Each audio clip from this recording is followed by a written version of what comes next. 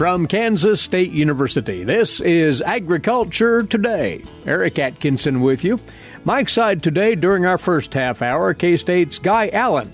He'll take a deep dive into the USDA's latest World Grain Supply and Demand report released this week. He'll talk about tightening wheat, soybean, and corn stocks in the U.S. and globally, and the expected impact of that South American new crop coming onto the market. Guy will also take some time with us to lend his latest perspectives on China's demand for grain imports and how long that robust demand might be sustained.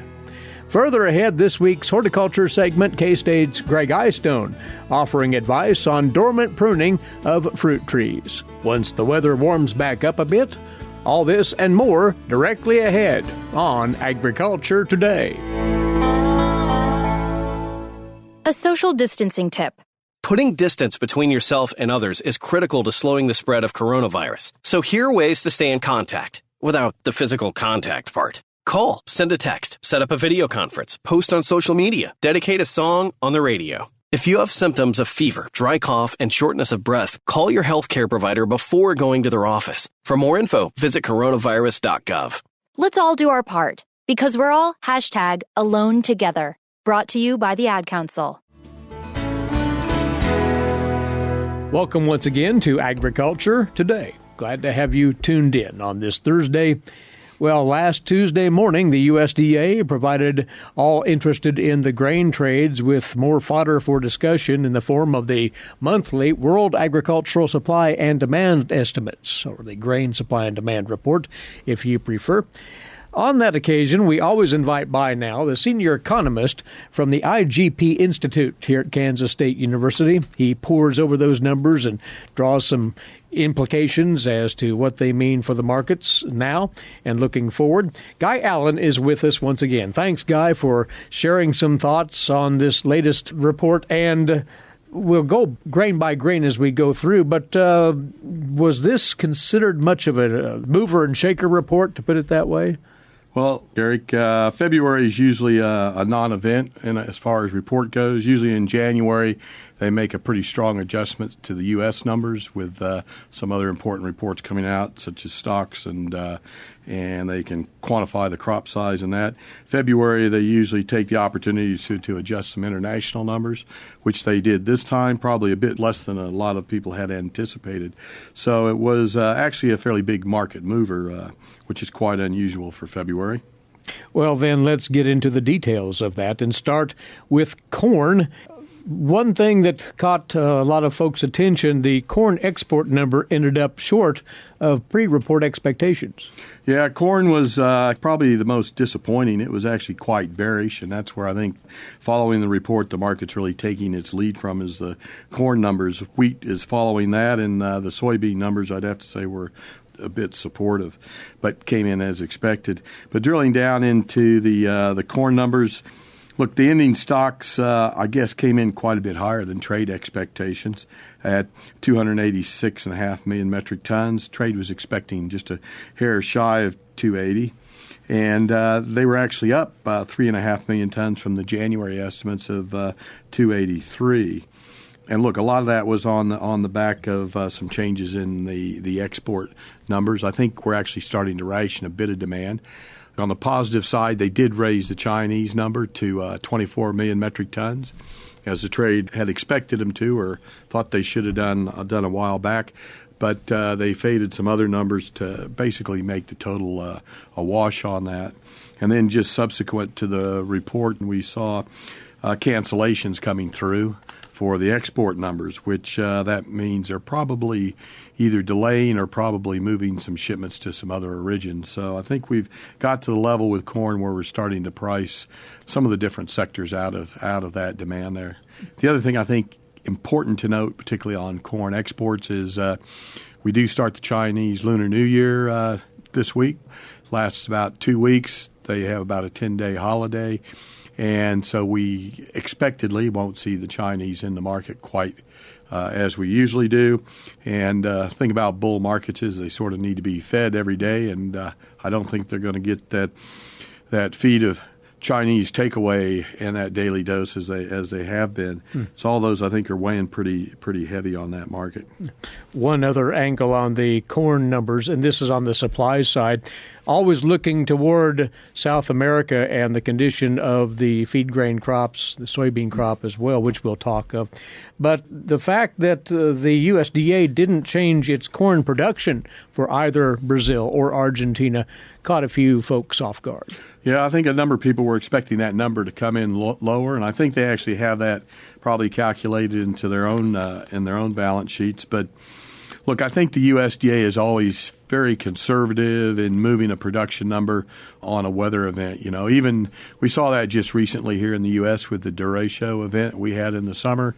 They faded the number slightly, but it wasn't until just the January report and December reports where they actually moved that number significantly lower.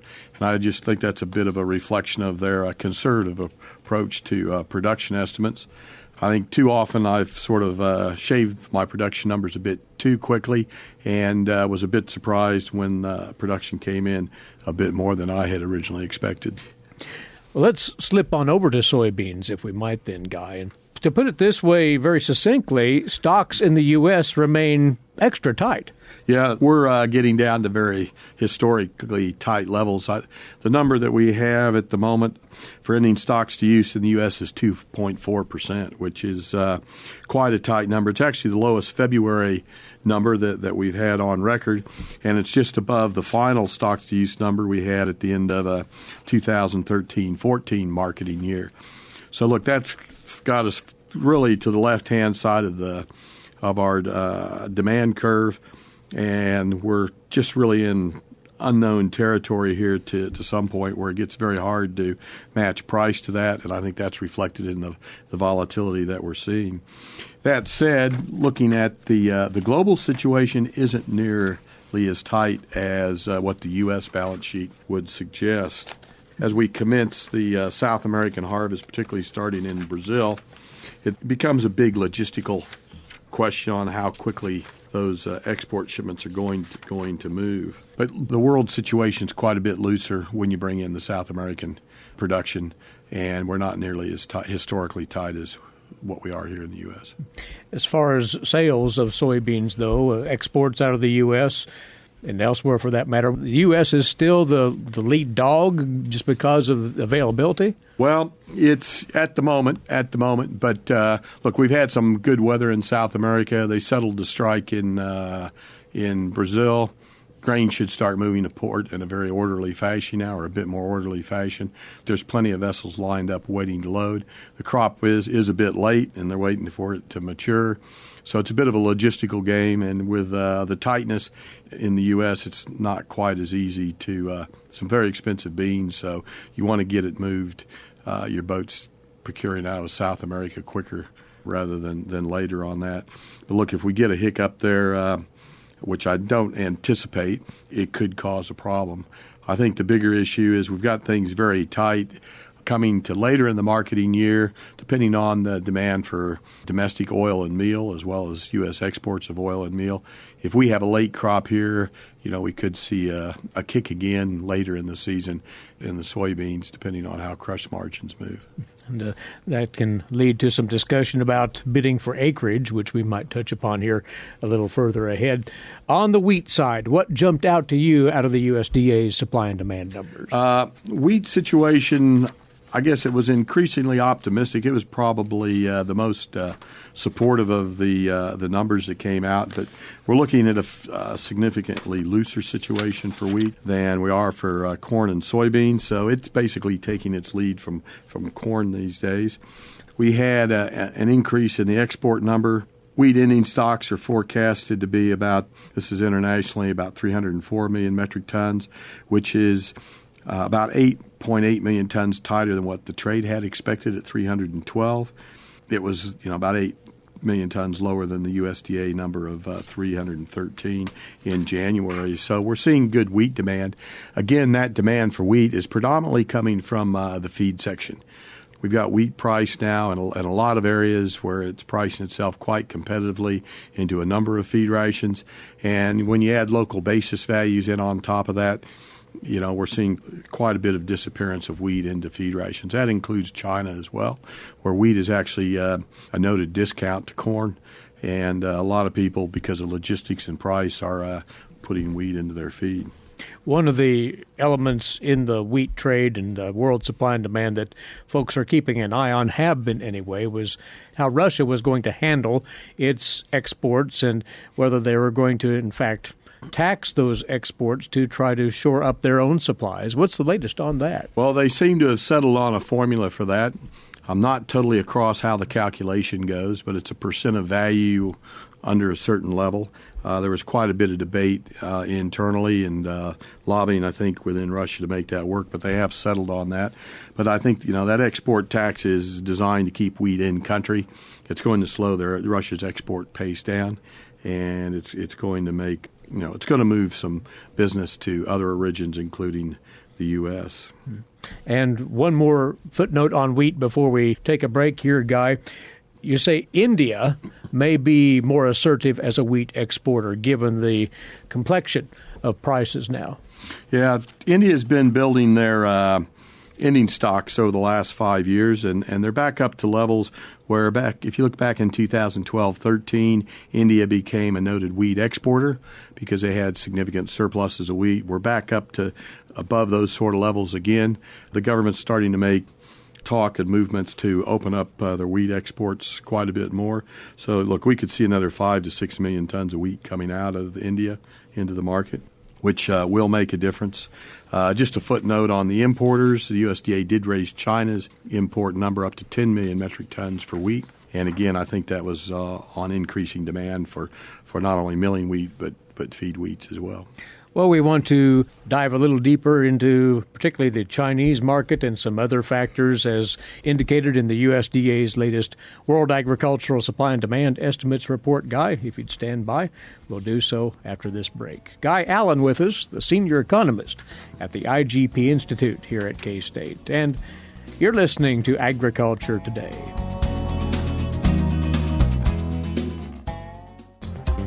With the shortage of primary care physicians, especially in rural areas, health education and disease prevention are vital. K-State research and extension programs address quality of life, personal development, and health behaviors across all life stages of all social economic groups. To learn more about health education, one of K-State Research and Extension's 5 grand challenges, visit www.ksre.ksu.edu.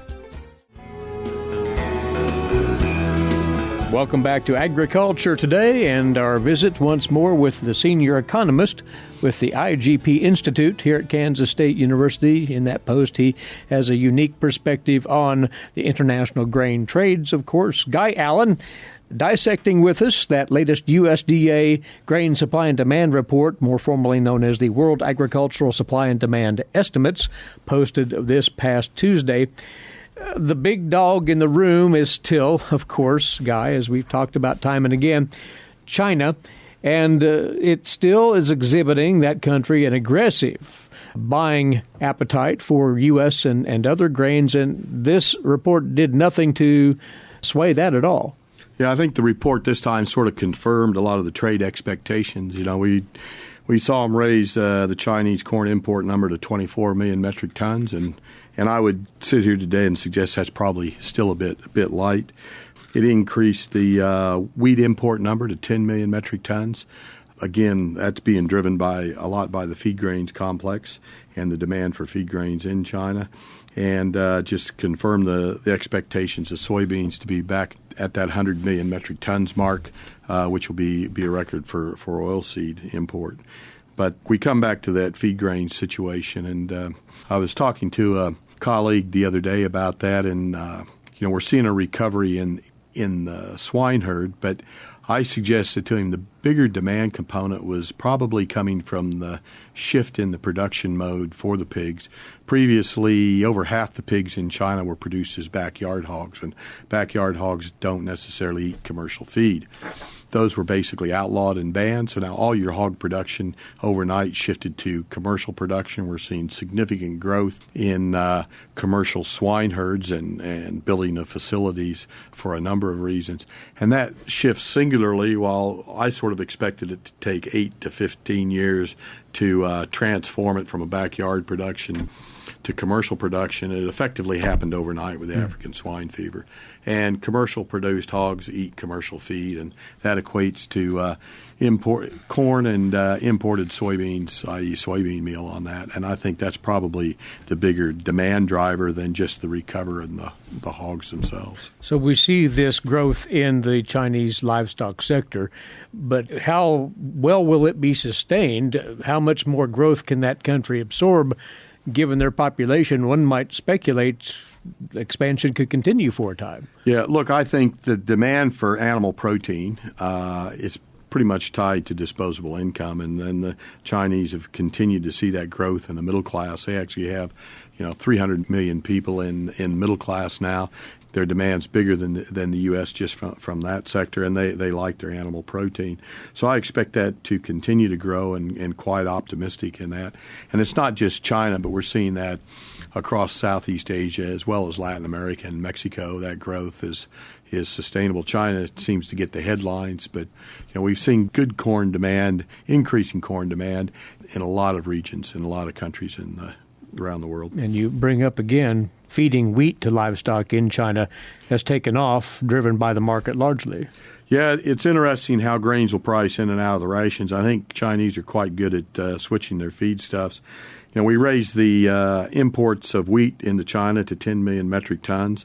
And while a lot of that's probably milling wheat, it does give China the opportunity to use a good portion of their lower quality stocks. They are the biggest holder of wheat stocks as well as corn stocks, so that'll help solve their quality problem on that. But look, we've had, I think we got to go back 25 years, 1998 about, I think, to get this sort of wheat export levels out of the U.S. to China, which is a good thing. Just on that, USDA report sort of reflected is there's actually quite a bit of rice pricing into the feed ration as well, and rice being sort of a sacred commodity in China, being a human food consumption. I was quite surprised to see that, and they're also increasing their imports of rice and ripe mids, lower grade rice, just for that. I think that type of substitution of wheat and rice is very short term to alleviate supply situation as well as a price relationship situation, and you would think it would balance back out. Another issue, talking with some of my friends in the meat trade, is China going to produce the meat themselves, or will they import meat? Mm-hmm. And from indications, just sort of reading the tea leaves per se at the bottom of the cup, I think China's committed to producing meat in China, and they'll be more likely to import the feedstuffs than import the meat. At the moment, we've seen some short-term demand for pork, poultry, and other meats to solve their short-term supply situation. And the conversation I was having was, as people ramp up their meat production, are they going to get caught with an oversupply in about 12 to 18 months as we get surpluses of production capacity as well as meat inventory, which, look, if the Chinese want to keep that in country, which I think that's probably what they'll do, it bodes well for grain demand longer term. But I just would be quite cautious on looking forward at that meat demand. As we've talked before, you have a working familiarity with that Chinese market prior to your assignment here at K-State and up to present day. What does the U.S. need to do to remain competitive for that Chinese business? Well, that's a good question, and there's a lot of geopolitics, I think, that comes into that. A couple things I always like to remind people when we talk about China is China's not an economically rational customer. They're a centrally controlled economy, and when they buy grain or import commodities, it's by government mandate and policy change rather than economic rationale on that. And as we mentioned earlier, we're starting to price some of the demand out of the sectors, but it's not China. So we need to keep a pretty close ear to the ground on policy changes. The other thing that worries me a bit, and which is driven by the geopolitical situation, particularly in the South China Sea situation, is will the U.S. be the preferred customer or supplier, or will they be the supplier of last resort? A lot of that's going to be determined by changes in the current U.S. administration and government policies. We'll see how that sort of evolves. But I have to say I'm probably a bit skeptical if we can remain to be that preferred supplier. We're going to have to challenge Brazil, Argentina, particularly, and that Black Sea area, who tend to be cheapest sellers of grain into those markets. Yeah. Well, bring it back domestically as we finish out here, Guy, to that question, as we will eventually escape the deep freeze and head closer to spring planting time here in the U.S. That battle for acres that's so often talked about. Now with these new USDA supply and demand numbers in hand, how do you perceive that's going to shape up? Soybeans to corn, and even thinking about spring wheat as part of that competition. Yeah, look, the next month's March USDA report should foreshadow that a bit, but I'm sure economists as well as farmers are sitting down at their desks on these cold winter days doing their gross margin calculations. And look, I'd say soybeans is probably the favored commodity today. Corn's going to have to step up and, I think, compete price to gain acres. It's interesting. Grain sorghum, I think, is still maintaining a good premium there, and particularly here in Kansas, I think we'll see a lot of corn acres probably be shifted into sorghum. The biggest limiting factor, I think, on grain sorghum at the moment is probably seed availability and getting that secured. The other one that I think probably is most at risk is spring wheat. And particularly if you're a North Dakota spring wheat grower, you're sitting down making that decision today. Do I plant soybeans or do I plant spring wheat?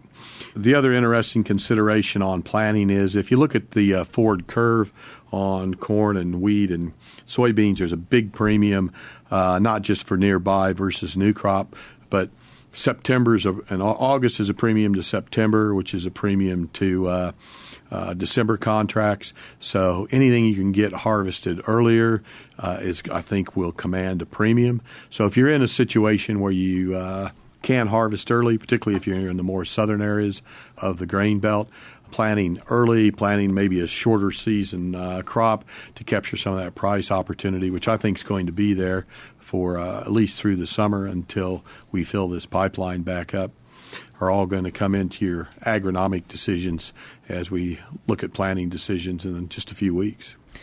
These remain intriguing times in the grain trades, domestically and internationally. And Guy, for taking the time to go through the USDA report and associated comments, we thank you for coming over. And we'll talk again next month.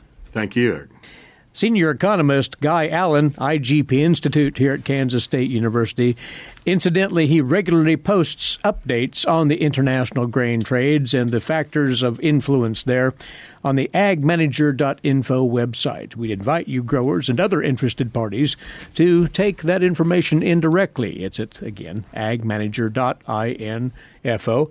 And, of course, tomorrow we'll welcome in our regular Friday guest, K-State grain market economist Dan O'Brien, as Dan will be sharing with us his latest price probability projections for our leading grains, based in good part on the USDA's numbers from earlier this week. You are tuned to Agriculture Today, and now this break. When we come back, today's agricultural news headlines, along with this week's edition of the Kansas Soybean Update, all of that and more, still to come here on the K-State Radio Network. Have you ever thought about where your food comes from?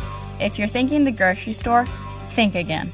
Facts show that the American farmer feeds more than 129 people. They are continually increasing and improving their operations. A wide variety of crops and livestock are grown in Kansas as well as the United States, providing food to your dinner plate. Next time you see a farmer or rancher, thank them. For more information, contact K-State Research and Extension. Agriculture Today continues now here on the K-State Radio Network. Eric Atkinson with you, and on to today's agricultural news headlines, courtesy in part of DTN.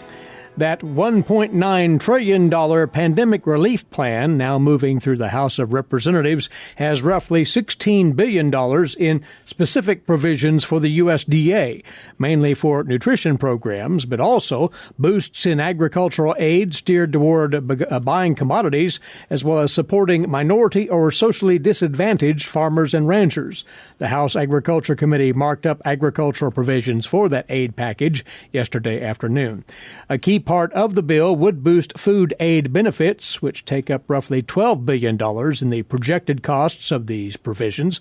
That includes a 15% boost in weekly benefits under the USDA's SNAP program for lower-income people and those out of work. The higher benefits would run at least through the end of September.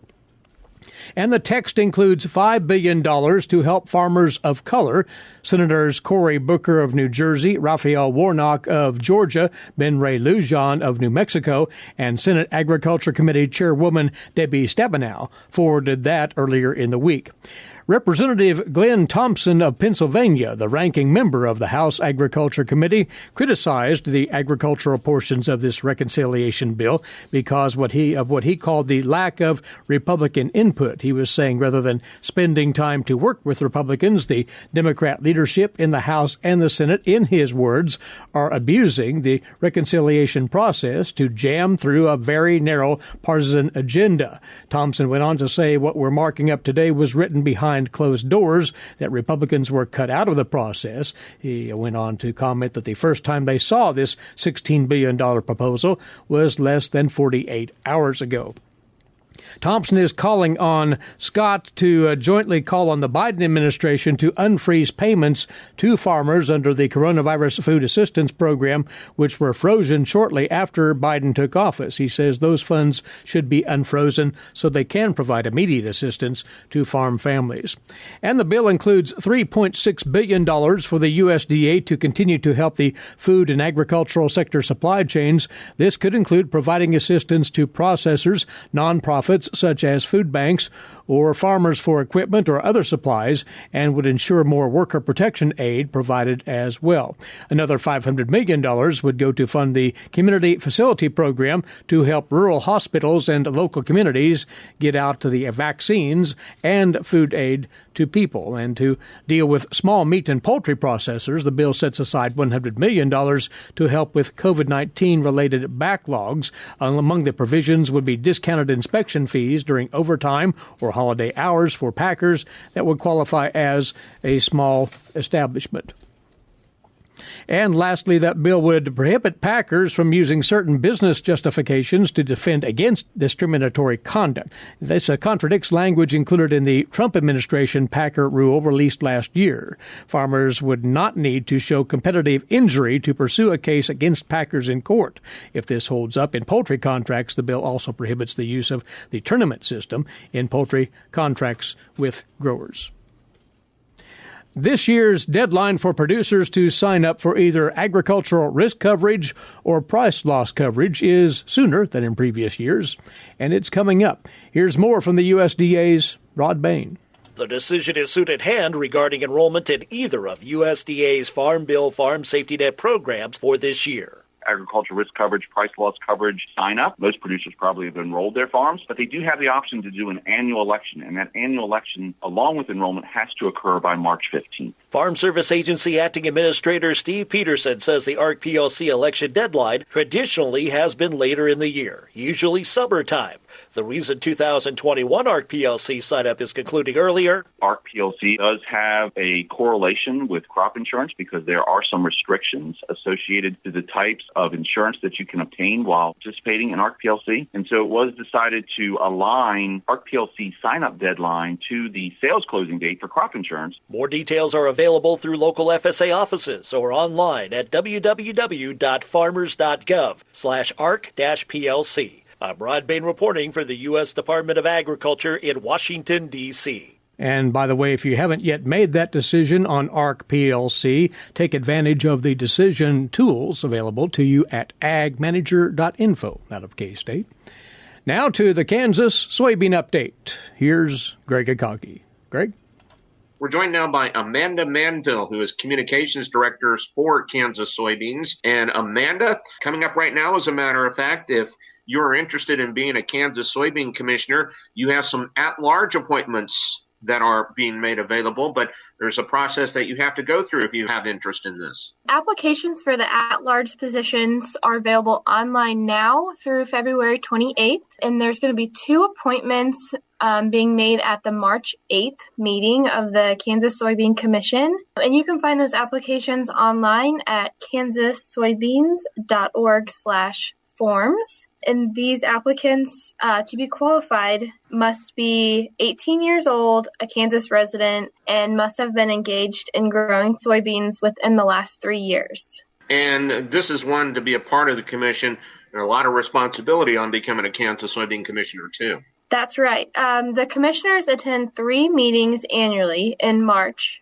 August, and December, and they also participate in conference calls between those meetings. And the commissioners are responsible for taking the checkoff money that gets collected each year and investing that money into projects such as international market development, research, communications, and consumer outreach type projects, etc. And that's important because research and development of so many different projects has led to so much success for the soybean industry. Right. The investments that commissioners make improve the profit potential for all soybean farmers, and the commission serves all soybean farmers in Kansas since every farmer contributes to the checkoff. And once again, these are at-large appointments to serve on the Kansas Soybean Commission. And once again, Amanda, if any qualified individuals that is out there that may be interested in this position, once again, what's the things they need to do to be able to register for this? You can go online to kansassoybeans.org/forms, and there's a form there for applying. You can also call the soybean office at 877-577-6923, toll free, if you would like assistance or additional information about this appointment. All right, Amanda, we appreciate your time. Thank you very much. Thank you. That is Amanda Manville, Communications Director with Kansas Soybeans, who joins us on the Kansas Soybean Update. It's brought to you by the Kansas Soybean Commission. Gregg Eyestone there. Many thanks, Greg. We'll be back shortly. This is Agriculture Today. Social distancing slows the spread of coronavirus, so stay a minimum of 6 feet away from others and stay home if you can. More info at coronavirus.gov. Let's all do our part, because we're all #alone together. Brought to you by the Ad Council.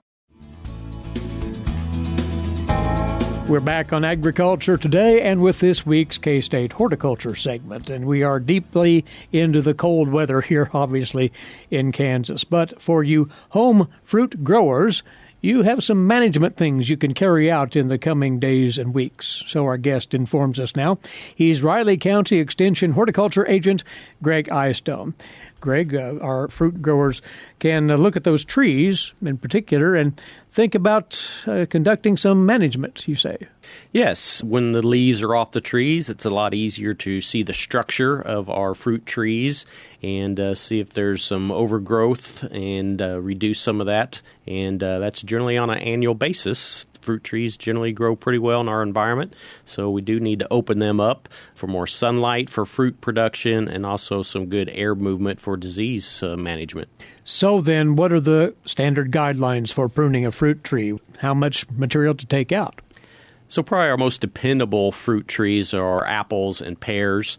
A nice thing about pears is they don't require too much pruning.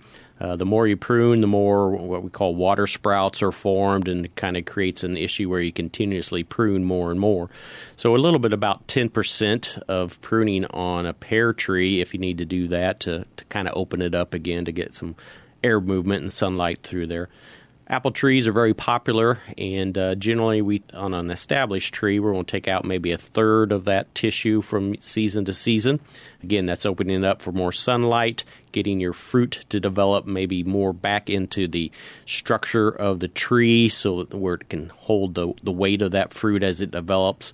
And so about a third, 30% of your fruit tree on an apple would be removed from season to season. How about a peach tree? Is it to be handled differently then? Yeah, our peach trees are a little more vigorous, and they bloom on last year's wood, if you will, so you want to create a lot of new growth. And by pruning, we are stimulating that plant to respond and grow. And so on a peach tree and nectarine would be very similar, that we take out about half of that wood each year. Generally, what we're trying to do is, again, get some of that fruit development back into the structure of the tree. So if we did have a good crop load of peaches, you don't want them all at the end of the branches where that's a lot of weight and you'll probably get a lot of damage, maybe even breaking, removing of those branches. So this pruning is going to stimulate some development back inside the middle of the plant where there's more fruit load. Anytime we talk about pruning, we eventually revert back to technique here, how to do it properly and not leave a wound that the tree will suffer from later on. Yeah, and that's why we kind of like to do it as we approach spring so those wounds can seal over quickly and be better health-wise. But, you don't want to leave any stubs, any things like that. I think we've learned about branch collars. If you're removing a larger branch, you may have this kind of rings around the end of the branch close to the trunk that you want to prune outside those rings so it makes a nice circular cut. A lot of our pruning is probably done with a hand pruner, and that's going to just be pruning fairly close to the branch or the bud that you are trying to keep and just not leave a dead area for it. And no need to treat that cut point at all? Yeah, plants seal over pretty well, and we don't want to inhibit that.